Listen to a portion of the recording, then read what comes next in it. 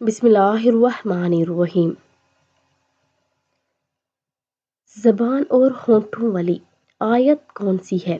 رسول اللہ صلی اللہ علیہ وآلہ وسلم نے حضرت ابی بن کعب رضی اللہ تعالیٰ عنہ سے دریافت فرمایا کہ قرآن مجید کی سب سے زیادہ عظمت والی آیت کون سی ہے؟ انہوں نے کہا آیت الکرسی۔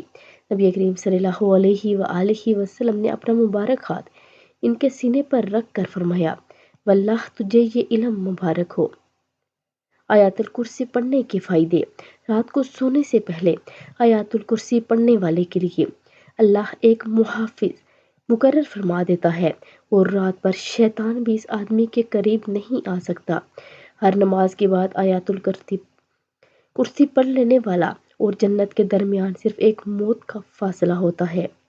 آیت الکرسی کی زبان دو ہونٹ ہے جس سے یہ عرش کے پائے کے پاس رب کی تقدس بیان کرتی ہے۔ تو آپ سب بھی اس پر عمل کریں۔